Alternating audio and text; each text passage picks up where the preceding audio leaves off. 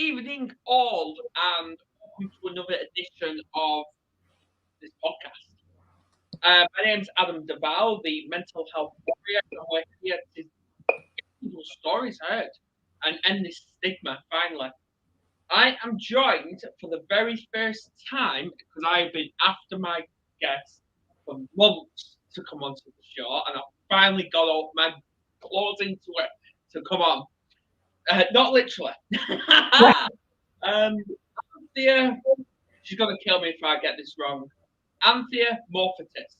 Yay! You got it spot on. Perfect. Fantastic. Love it.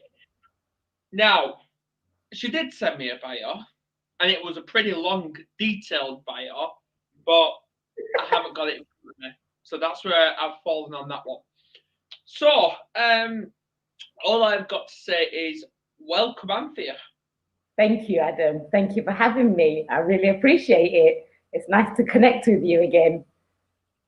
You are most welcome. Now, obviously, we did meet in a writing course. We're talking what, about three, maybe even about 2, maybe 3 years ago now, wasn't it?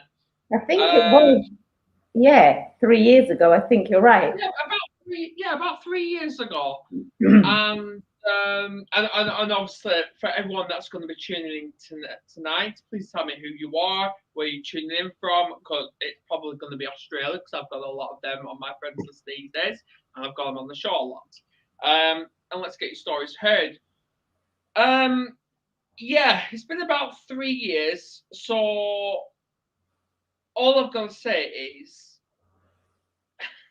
how have you been since then? Oh, there's a lot changed and a lot happened since then.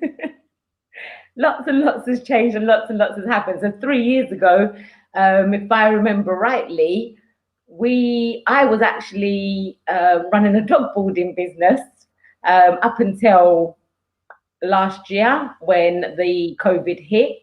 Although I was writing books also and coaching, my dog business just literally took over. It was amazing. I love animals. I love dogs.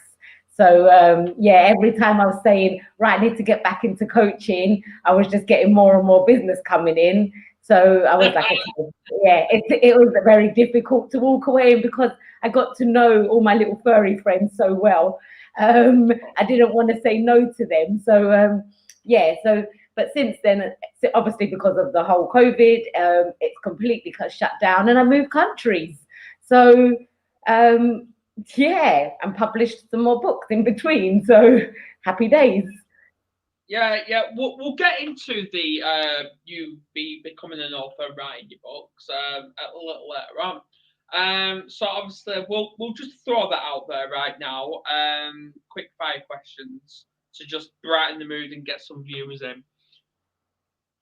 Christmas or Easter? Christmas. Okay. Favorite time of the year? Besides Christmas, like season-wise? Summertime. Give me the sun all day. Absolutely. Now, okay. Favorite type of weather? It's got to be just when the sun's out. That's when I love it. Just when the sun's shining. Do not give me the rain. I don't appreciate it. Okay. Favorite day of the week? Every day. See, always catching me out there. Right. All right. And last one. Favorite book author?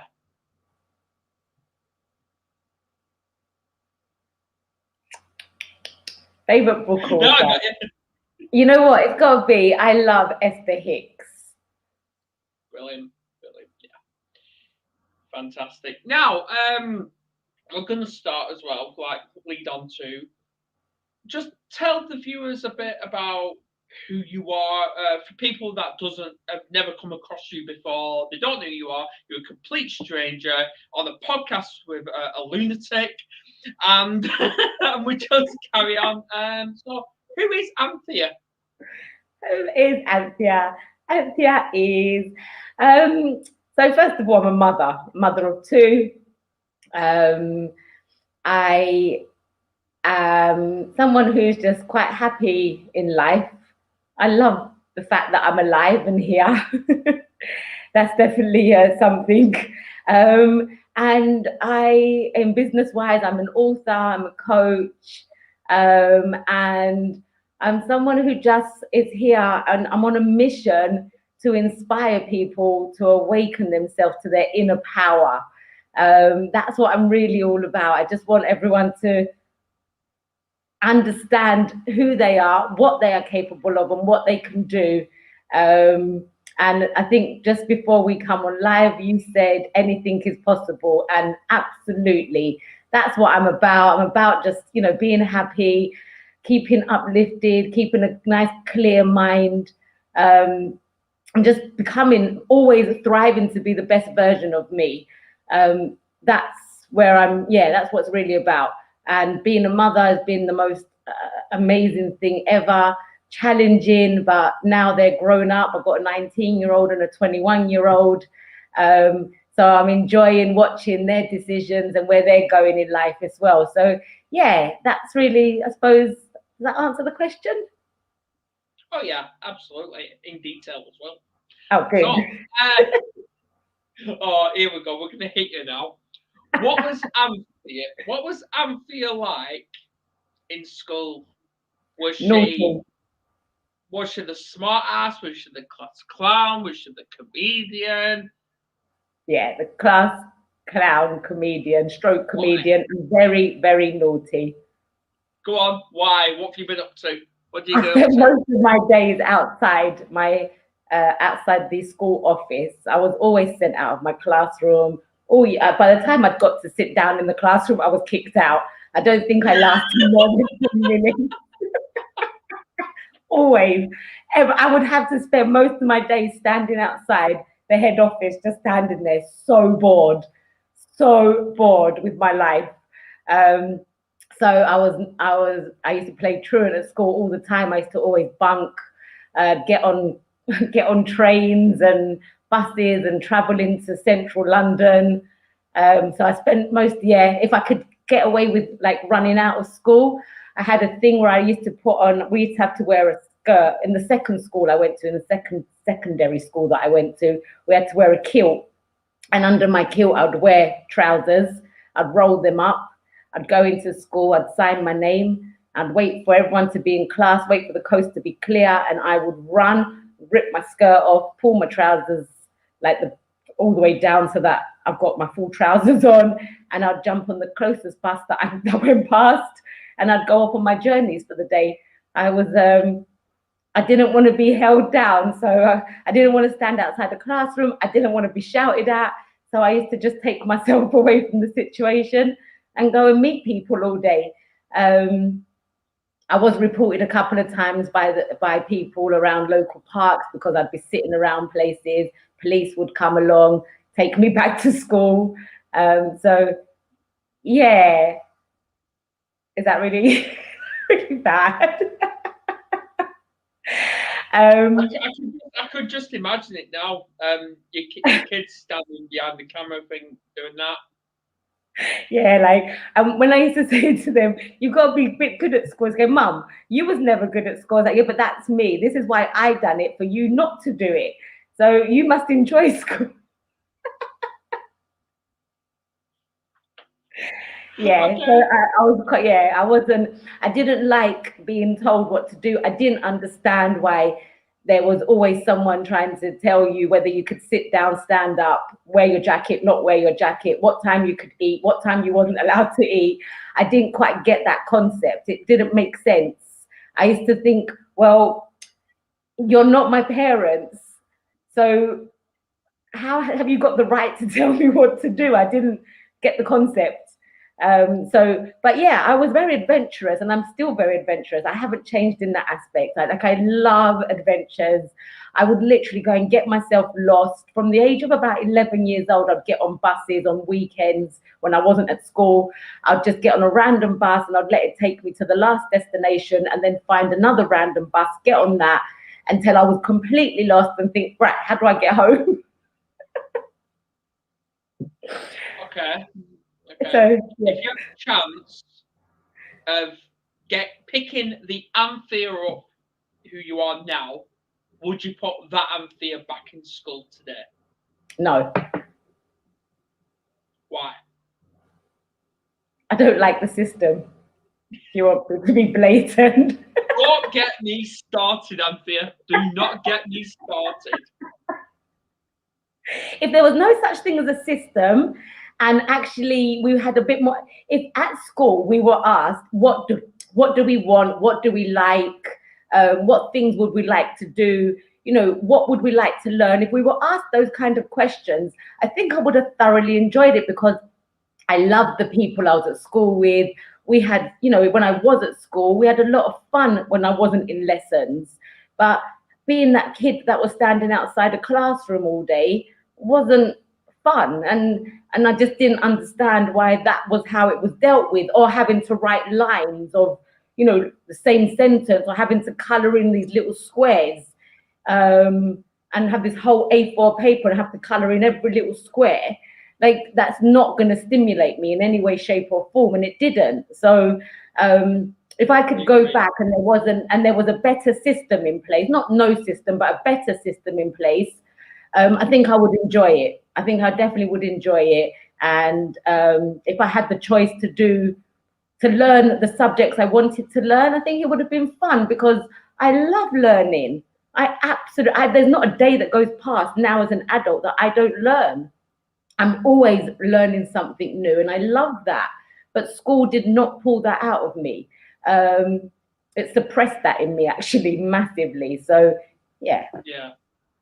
I do interview people who work in the education system. I need to connect you. I really do. I've got likes of Alan Stevens, who was on last night, 11 o'clock at night, UK time. I was on for a good hour with him. So he's from Australia. He cannot stand the education system, and he went off on a rant last night. So I'm like, right, okay. Then we've got UK's Philip Chan. He's a mathematician. Yes, I know Philip Chan, actually. I've met him a few times. Oh, he's awesome. He is. He's awesome. We all know his opinion on the education system. And we've even got another Australian. We've got Sharon Chimello. Obviously, people know as Auntie Shazza. She's been on the show regular. And she's a teacher. And she believes the education system needs improving either as well. Oh, sorry. Have I disappeared? Nope, you're still there. Oh, sorry. Yep, that's it. Yeah. Right. So for the viewers who are looking at us two, but then reading at the bottom about introduced to the law of attraction. Now, Anthea specializes in the law of attraction, in promoting it. So I'm gonna ask you something which you've probably never been asked before, Anthea. What does the law of attraction, what is it, and what does it mean to you? So law of attraction is one of the universal laws. So you've got law of gravity, law of averages, then you've got the law of attraction. So it is like, in short form, it's like attracts like. So we're energy beings.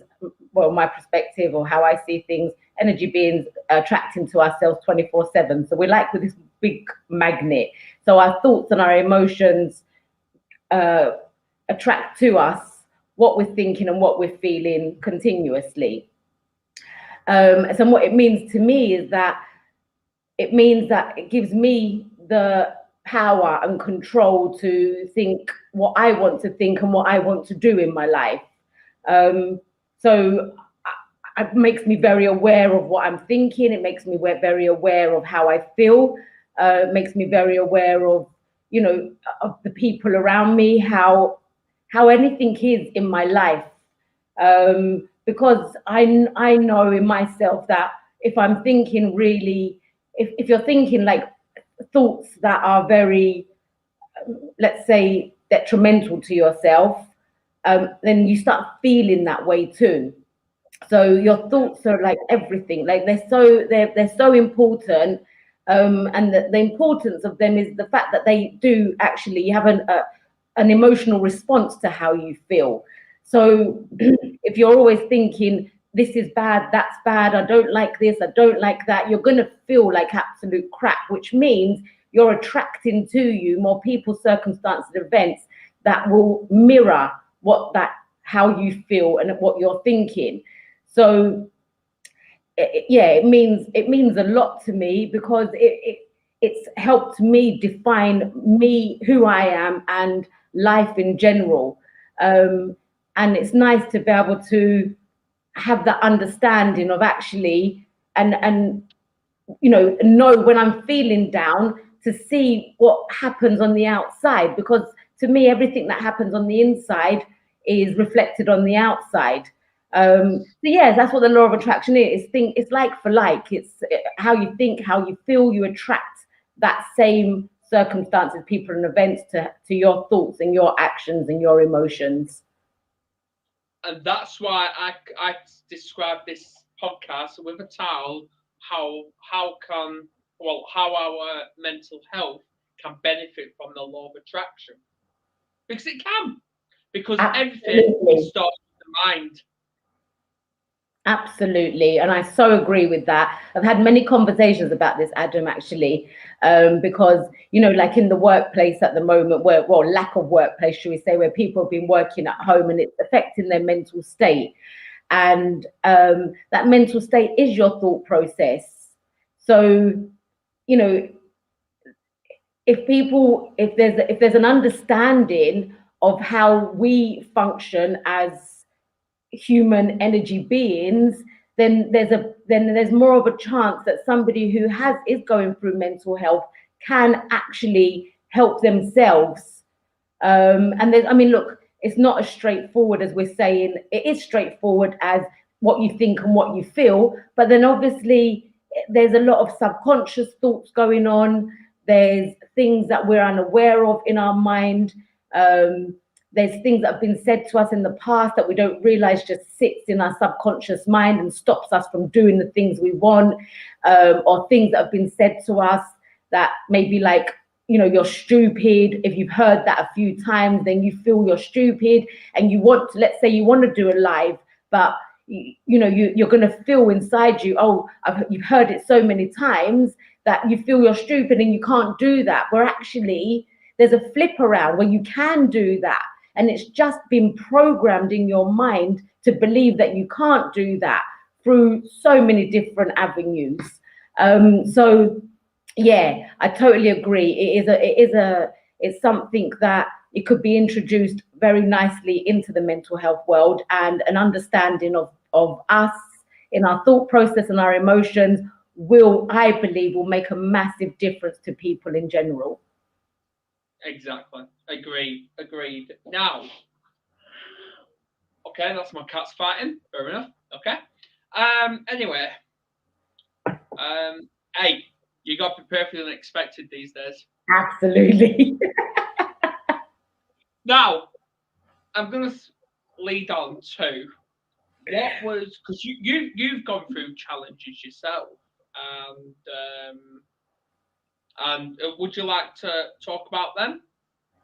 Yeah, I think one of the main ones, which will lead into the law of attraction and changing things for yourself, and the fact that we do have the power in us to change things. We have that control in ourselves. I suppose one of the biggest challenges that I faced was being homeless with my kids. Yeah. And during that time, that was when I was really tested, and I'd just come across the law of attraction at that point, actually. So at first, when I first heard, wow, it's up to us how we think and how we feel and what comes to us, and everything's attracted to us. I from there, once I experienced being homeless, I kind of thought, I felt like I suppose I was a victim. I felt that it was everybody else's fault, but not mine. It couldn't have been my fault. I wouldn't, how can I want to be homeless? How could I attract this to myself in my life? Like, I didn't want to believe that. So I was like, this is all BS. Like, it can't be true. But then as time went on, I was sleeping in cars, I was sleeping in people's floors, sleeping anywhere I could, really. I'd taken my son and taken him to my mum's house to stay there. My daughter stayed with me for a little bit, but then she wanted to stay with me, but in the end I took her to her other nan's house, and I just kind of went through it. And every single day, Adam, I would spend most of first, to start with, it was just crying and crying and crying. And if I go back a step to say why this happened, I ended up homeless because I was actually moving abroad, and I'd got myself somewhere to live in Cyprus. I'd set the kids up to be in school. I had a property, and I'd rented the property out. And just 2 days, and I'd given up my job that I was working in an office at the time, 9 to 5. I'd given it all up, and I'd heard about the law of attraction. I thought, yeah, I can do anything. I can move abroad. It's something I've always wanted to do. Yeah. So I literally set myself up to do that. 2 days prior to leaving, my daughter's father had said that I was kidnapping her. So I was stopped by the police. They come over to my mum's house and said, if you leave the country, you will be arrested. You'll be arrested for kidnap, which was obviously like, well, this is my daughter. How can I kidnap my own daughter? But there's legality behind it. There's all sorts that go with it. So all of a sudden, from having a work in Cyprus, property in Cyprus, the kids in school in Cyprus, we'd had leaving parties and everything, by the way. I told the school that they're leaving. I'd had them signed up in new schools. So then all of a sudden, within like a conversation, I rented out my property, so I had nowhere to go. I'd walked away from my job, so I had no work to go back to. Kids had come out of school, so that was an easy part. I could just put them back in, which was brilliant. But then the biggest problem was I had nowhere to live. So to start with, and then I was in a court case for about 3 years with this. So from there, it was very much frustration, a lot of crying, a lot of anger, a lot of blame, continuous blame. During that time, the authorities tried to take my children from me, to say I was not a fit mother because I had nowhere to live. So I understood from their side, but I understood who I was, and that it wasn't, I was going to get out of it. But I found that the more suppressed I felt, and the more I was blaming people, the more I was getting into this hole, and things were just getting worse and worse. And my mental state was suffering in a really bad way. I wanted to take my life. I didn't see a way out in any way, shape, or form, because Did you attempt suicide? I got to the point where I went to a park to go and do it. I didn't quite know what I was going to do, but I knew there was like a pond there. I knew that I could probably drown myself if I really wanted to, but just before I reached out to a friend who actually, I was in an absolute state. I was being sick. I was screaming. I was literally yanking my hair, and he happened to somehow calm me down. But it was obviously a cry for help, and I didn't actually want to do it because I didn't want to leave my children. And he calmed me down, and I then called, and then he called somebody else for me, and then I kind of got out of that state. But once I'd experienced that lowest point, that was when I was like, right, I need to learn what this is. What is this law of attraction? How do I get out of this? How do I feel better in this situation? Like it didn't function in my mind how that could happen. But after, like, you know, every day I'd wake up, wherever I was, whether I was in a car, whether I was on somebody's floor, whether I was on someone's sofa, my thing was go to the library and learn, get on YouTube and learn. So that's what I started doing. And I realized that actually what I need to do is start feeling what it felt like to live in my own home. And that was like my aha moment. I was like, oh, okay, so how do I make my thoughts be the same. So slowly but surely, I started to do things like pick my children up from school, and I started to drive to the area that I wanted to live in. And we would sit outside the houses and we would imagine what it would feel like to be in these houses. I'd imagine, like, what we're going to have for dinner, how we're going to cook it, like what's going to, all these different things that can come into play. I would go to my mum's house or anyone's house I'd go to. I'd pretend that I was putting my key in the door. And I just kept doing this day after day. And I kept on affirming to myself that you have a home. And I just stopped feeling like shit. I started to gain back my power to say, okay, I started forgiving like the whole circumstance that was happening. I forgave my daughter's dad. I'd done a lot of writing and forgiving. I started actually just writing in general. And through that process, I started to feel like, I had my home, and that's how we were living. And between my son, my daughter, and myself, we were all in that space in our minds. We got ourselves to that place. And I think we'd done that for around 3 months. Then all of a sudden, someone came along and said, Anthea, I've heard that you're going through struggles. I hear you have nowhere to live. I'm an estate agent. I can be a guarantor for you. Go and choose your house, and I'll back you up. And I was like, whoa. Well, in between this, I'd sold the property that I had tenants in, and hence why I wasn't able to live there. So I sold that. So I'd able to get the cash in my hand. I started to get ideas to how this is going to happen. So I started working towards those ideas.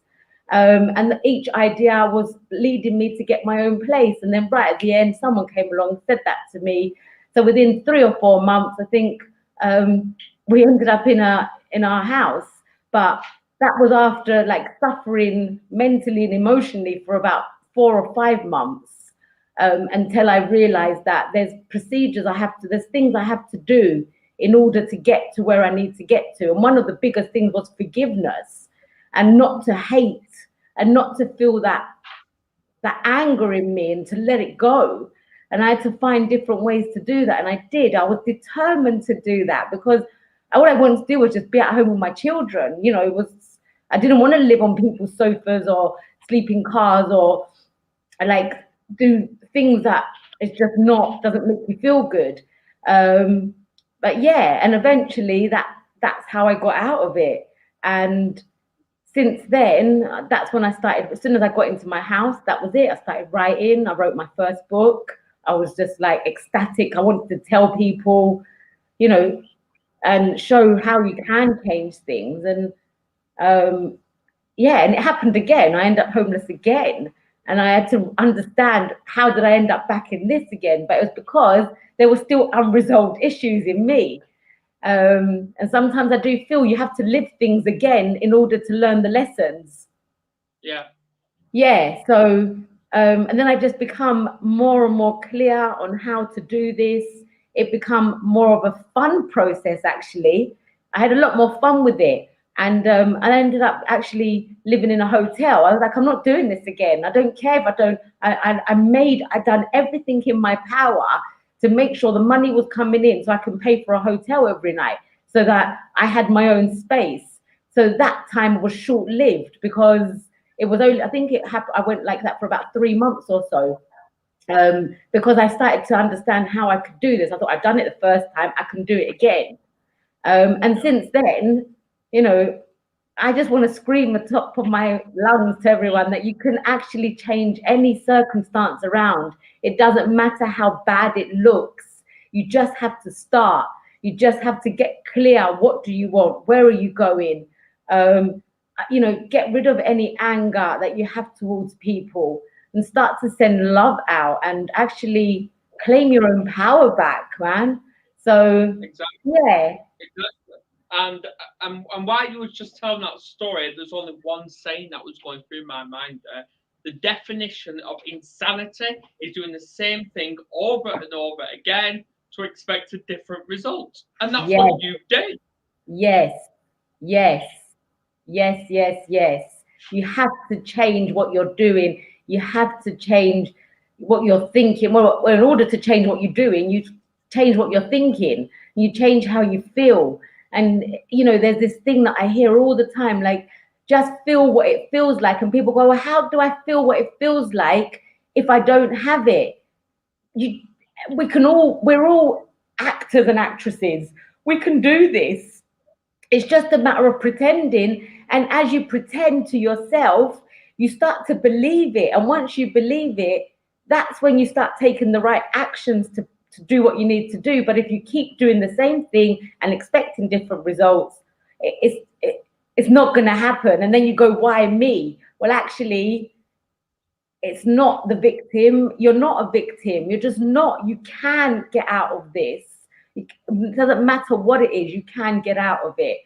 And I've shown myself this time and time again. Exactly. And for the words from Albus Dumbledore from Harry Potter, numbing the pain for a while will actually make it worse until you finally feel it. I love that. I love that. And it is, feel it. Allow yourself to feel that feeling, whether it's hurt, anger, feel it. Like, I've done many things where I go to places and I just scream, Adam. I literally will scream because that just releases so much. And you just feel after like, oh, yes, I feel good. Yeah, absolutely. Absolutely. Now, I was actually going to ask, like, what was your first expression, your reaction to when you first ever became a mother? I first became a mother. When I became a mother, when I became pregnant and found out I was going to be a mother. What was that, sorry? I said, are you asking when I first found out I was pregnant to become a mother? No, or when no, when you first ever found out you was going to be a mother. I was confused. Oh, here we go. Go on. Let's hear this. I was only 19. So I had plans to travel the world. That's all I wanted to do, was travel the world. So when I found out I was pregnant, I was a bit confused. I was like, this wasn't the plan. I wanted to travel.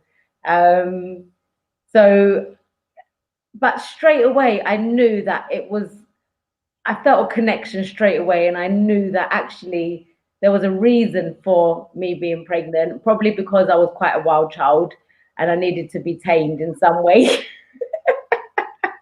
So Otherwise, before we actually carry on, so with your kids going through their school, were they exactly like you, the wild child? Nope. They were the complete opposite. Complete opposite. They loved school. They did not miss a day from school. I would say to them sometimes, "Oh, come on, kids, do you want to take a day off so that I can sleep in? I can sleep in this morning." Like, Mum, no, we want to go to school. Okay. So yeah, complete opposite. My son, as soon as he finished school, he went straight to college. He done 2 years in college, and straight from college, he went straight to university. Or it must have been 3 years. Yeah, 3 years in college, straight to university, still in university. He loves it. He loves education, as in the school education. He loved all of it. My daughter was the same. She left school, and then I think she went to college also, but found it wasn't for her, then ended up going into a work placement. But yeah, it was complete opposite. And my mum used to say to me, wait till you have children, watch what's going to happen. They're going to give you the trouble that you gave me. And we look back now, we say, I had no trouble with them. I was actually blessed with angels. And I know that everyone will say that about their children, but I literally was blessed with angels. They gave me no trouble at any time. I've had the best experience with them, actually the best experience with them. Fantastic. Yeah. Now let's talk about your books. What are they? Like, what are they called? Where can people find them? So the first book is called Feel Good and Watch What Happens. and that's a semi-autobiography and a semi-self-help on the law of attraction. And I just kind of tie the life journey with the law of attraction, how each stage I was able to change things to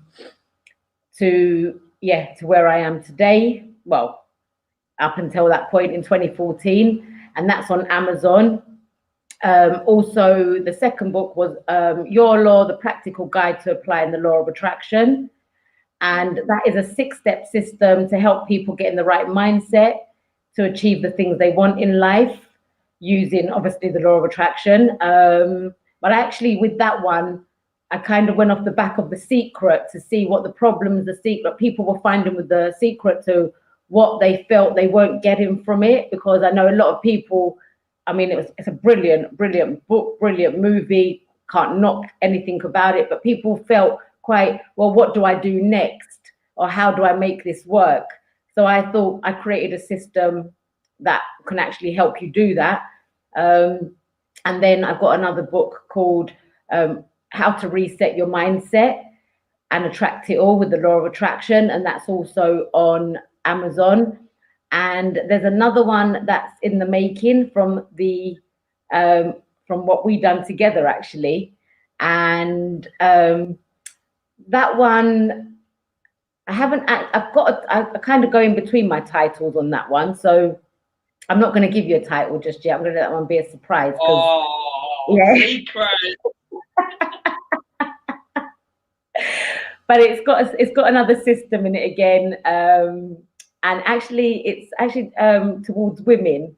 I thought it's probably time to go for to help inspire other women and empower women to actually, especially like single parents that feel like they're struggling in life and can't find mentally or emotionally a way out of things. So that one, I'm getting round to it. I'm getting round to doing what I need to do with it. There's been so much happening that it kind of sat on the back burner. But I'm quite happy with that, because when it does come out, boom, I can just give it the best of the best of the best. Well, since this fourth book you're going to be talking about also what we went through with this course, does that mean I'm going to be featuring in it? Wow, I could actually feature you in it. Absolutely. Yeah. I don't, do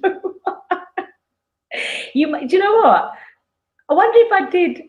I don't think I've. Actually, you are featured in it. I actually speak about the book writing club in it. I'm sure I do. I did right at the beginning. I'm sure I referred to everybody. I'm trying to remember. I don't want to say something that's not there, but I'm sure that's what's happening. I need to get this book. Yeah, you do. When it comes out, yeah. When it's out, please let us know, and we'll get. I will do for sure. Absolutely. Yeah, absolutely, yeah. So, with you traveling from country to country, which people have seen all over your Facebook lives, especially with you walking on that beach. I love it. And walking dogs. Now, and obviously with all the sunshine and sunset, sunrise, all that, beautiful it is, beautiful. So, you became a mum, you faced your challenges, you overcame your challenges, and you found the law of attraction. So, a big one. Where is Anthea going next? So, like, where is Anthea going to be in 2 years' time from now? So, what I see for myself and what I would love to happen is I want to travel around and just do inspirational talks all over the world and just inspire people to literally awaken to their inner power. That's really, I kind of had this days of a vision after what's happened with the whole COVID, because I started thinking, oh, well, how's that going to happen? But actually, I reckon everything will be back on track. We'll be able to have actual live events again, which will be amazing. And if not, then it will just be online. But I see myself just touching people anywhere I can, I'm creating courses at the moment also, like very like nice and easy courses that you can ask yourself questions to where you're at right now, where you're going, how like things that will actually impact you and change your life in a short course. But I've created three of them so far. um, I'm working closely with somebody called. He might not want me to say his name, so I won't say his name just in case he doesn't want me to say his name because he keeps telling me I want us to be on the back burner. But he's created a company called Tainted Guava Media, and it's a marketing platform. It's where you can create your courses, you can create your books on there, you can do all sorts of things. So we're really working on that and bringing that out there. And yeah, so there'll definitely be another two books out, including the one I'm talking about. I'll definitely write another one within the next couple of years, 100%. I'm starting to get itchy for it anyway. I want new content out there now. So yeah, really it is to be traveling around. Well, I actually know someone, and she's a professional poet. And in the last year, because obviously it's just been over a year now since lockdown hit us, she's actually published 3 books in a year. So well done to her. Excellent. I love that. Yeah. I love that. And obviously that is Paula Love Clark.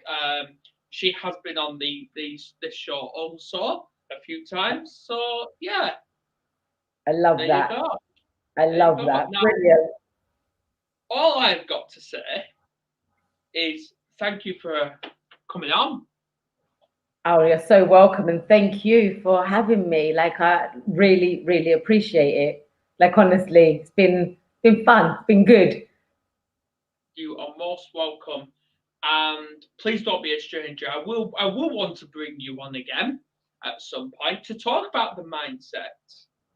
Also, and that's it. Thanks to everyone tuned in tonight.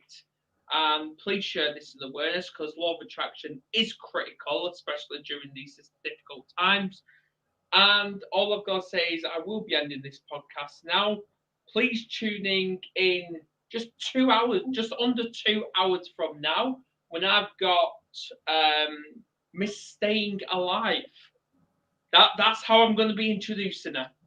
Miss Staying Alive, and we're actually going to bring humour to mental health. So if you want to up for a laugh tonight, tune in. Lovely. I'll be tuning in. Yeah. Well, it's 8:10 now. I'm live at 10 p.m. Excellent. Live. Excellent. So there you go then. Adam, listen, thank you so much. And before we go, I want to say that I've watched your growth too, and I think like I'm really proud of where you're going, what you've achieved, what we're doing right now, the fact that you're reaching so many people and you're making mental health being, like you just said, just have humor behind it. Don't take it too seriously. Don't take yourself too seriously. Play around with with just life and be happy and try and find things to make yourself happy. And that's what you're doing. Like when I first spoke to you again, you said, it's my passion. I love it. And I think that's what everyone, if we all try to go for the things we're passionate about and it makes us want to get out of bed in the morning, and you naturally start changing the way you think because you're excited, right? So I just want to say well done to you. Thank you. And you won't sit there and think just 2 years ago, March 2019, I attempted suicide. Wow. And this is I was at my lowest. And now look at you today. It's like, that's why I said we spoke about this before about writing a book, and that story needs to be out there because you are a massive inspiration to people. You definitely inspire me. You definitely give me the go for everything. So honestly, anyone can change their life, Adam, and we've got to take these limits off ourselves. Just get rid of these limits and just know we can. Find what you're passionate about and just go in and do it. And look, 2 years down the line, would you think of doing that now? No, no, Right. no. And what, Ever since I gave myself that reality check, kicked myself up the arse, and started doing these podcasts, yeah, of course, my anxiety levels were skyrocketing. But mental health field, people saying if I get in there, it's going to be tough and I'm going to be all over the place. You know what? At first, yes, it is tough. Being in the mental health field, it is tough. But I've never looked back and I enjoy it. yay! And that's what it's about. Look, when you light up when you talk about it itself, because it is a passion. So, and people say, how do I find my passion? Just try things out and you will find what you're passionate about. Or I tell you what, a good one is to think of when you were a child, what did you enjoy doing? Like, there's so many things that we've done as children because our vision was so alive. We had dreams, and then our dreams get suppressed by the adults around us. But remembering what you wanted, See, who mine you was are. different. Mine was different, but oh well, that's another conversation. Another conversation, absolutely, absolutely. So yeah. So I'm going to end this podcast now. Please tune in at 10 p.m. I'm starving. I've not eaten all day, so I'm going to get myself some grub. Excellent, excellent, excellent. Adam, see you soon. Yes, and there, on that note, is the podcast ended.